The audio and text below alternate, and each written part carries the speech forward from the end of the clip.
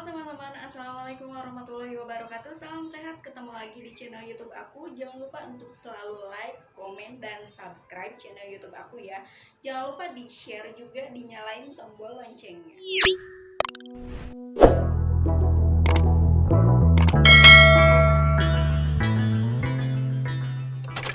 Teman-teman, di video kali ini aku akan bahas atau akan menjawab pertanyaan dari salah satu yang komen di video aku sebelumnya.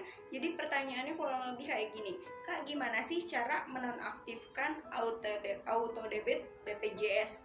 Auto debit BPJS. Jadi sistem auto debit BPJS ya. BPJS-nya dibayar secara otomatis gitu oleh rekening bank yang didaftarkan dulu saat mendaftar. Oke, aku akan bahas ya. Ini menurut informasi-informasi yang aku dapat juga, menurut informasi-informasi yang aku baca juga, ternyata bisa untuk menonaktifkan auto debit dari BPJS itu sendiri. Biasanya kalau mau menonaktifkan auto debit itu harus ada kejadian-kejadian yang memang janggal sebelumnya, kayak bayar 2 kali. Misalkan kalian udah punya auto debit sendiri nih, nanti kepotong sendiri di ATM-nya, tapi kalian lupa, jadi kalian bayar lewat virtual account. Nah, jadi itu kan bisa bayar 2 kali gitu. Atau misalkan karena faktor ekonomi, kalian misalkan e, tiba-tiba uang yang ada di ATM kan, kalau auto debit kan langsung diambil tanpa sepengetahuan kita, tapi itu udah pasti ada persetujuan gitu sebelumnya pas kita mendaftar. Nah, karena faktor ekonomi, misalkan kalian belum sanggup untuk membayar, misalkan tidak sanggup ya, untuk istilahnya gini aja, nggak sanggup untuk membayar bulanan gitu, itu auto debit bisa juga di nonaktifkan teman-teman. Caranya gimana dan syaratnya apa aja yang perlu dibawa? Oke, aku akan bahas ya. Jadi gini, caranya itu kalian tinggal datang ke bank terkait. Jadi kalian pas awal bikin BPJS, pas auto debit itu pasti ke bank dong. Nah, banknya yang mana yang aktifin dulu pas auto debit ke BPJS, ATM-nya yang mana yang dipakai. Nah, kalian tinggal datang lagi aja ke situ, ke banknya, bank yang dulu kalian mendaftarkan auto debitnya. Misalkan kalian di BRI gitu atau di BCA ya, datang langsung aja gitu ke banknya itu, ke kantor cabang. Oke, setelah itu syaratnya apa aja? Syarat yang dibawa kurang lebih secara umum ya, yang pasti diperluin itu KTP, udah pasti harus bawa KTP, buku rekening dari ATM yang kalian daftarkan auto debit itu.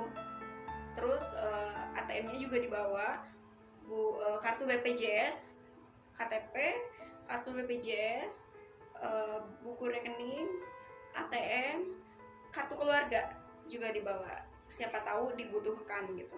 Nah, itu yang harus kalian bawa ke kantor cabang dari bank yang kalian daftarin dulu pas auto debit itu. Mungkin kalau yang daftarnya dulu-dulu iya sih, auto debit itu harus ke bank dulu ya. Jadi kita daftar BPJS itu harus ke bank dulu nantinya, harus daftarin, aktifin auto debit dari ATM atau buku rekening yang kita punya. Nah, kalau sekarang itu enggak ya teman-teman, jadi ada kayak mokes gitu, jadi kita istilahnya aktifin secara formalitasnya aja gitu. Kita aktifin auto debitnya, tapi kita karena kita nggak daftar mokesnya itu dan nggak punya akun mokesnya, biasanya kita harus bayar secara manual pakai virtual account yang dikasih dari BPJS. Nah, biasanya itu kalau virtual account ngambilnya itu dari nomor BPJS-nya sendiri ya. Untuk tiap bank biasanya beda-beda. Kalau BRI biasanya itu ngambil virtual account-nya awalnya ditambahin angka 8 5 kali dan ngambil dari 11 digit, diambil dari terakhir kartu BPJS. Nah, itu biasanya jadi virtual account BRI karena aku pakai BRI ya. Nah, gitu teman-teman. Jadi kalau sekarang diaktifin aja pas awal nih kalian daftar, misalkan untuk memudahkan layanan, misalkan aktifkan auto debitnya. Nah, kalian tinggal aktifin aja. Di situ tinggal kayak masukin aja. Sekarang sih kayak nggak langsung harus ke bank, harus ngaktifin gitu. tinggal aktifin lewat Mobcash kalau nggak salah ya. Di situ jadi kalian nggak akan terpotong si saldo yang ada di buku rekening atau yang ada di ATM-nya. Jadi aman ya teman-teman. Saldo yang ada di ATM itu aman. Tapi dibalik itu kalian juga jangan lupa, jangan mentang-mentang nggak di auto debit, kalian juga harus ingat bayarnya itu per tanggal berapa. Jangan sampai nunggak, kan kasihan juga kalau nunggak. Ya diusahakan jangan sampai nunggak ya, karena itu juga nanti akan berpengaruh ke diri kalian sendiri. Kalau misalkan nunggak kan nanti ada denda RITL itu. Aku udah bahas ya di video sebelumnya. Denda RITL ketika rawat inap akan susah untuk dipakai. Kalau rawat jalan masih bisa ya kalau denda RITL. Nah kalau misalkan telat bayar biasanya akan nonaktif sementara, sebelum kalian bayar iurannya itu akan nonaktif.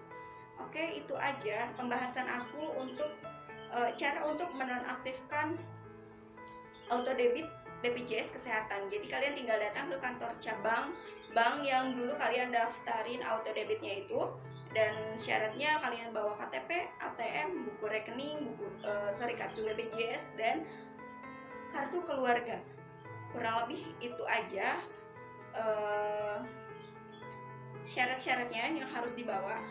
Apabila ada yang kurang atau lebih, mungkin kalian bisa tanyakan sendiri, karena biasanya tiap bank dan kantor cabang bank itu beda-beda ketentuannya ya. Mungkin kayak ada dulu aku pas daftarin auto debit itu harus screenshot WA dari pendawa kalau nggak salah. Nah itu aku harus screen out juga screenshotannya.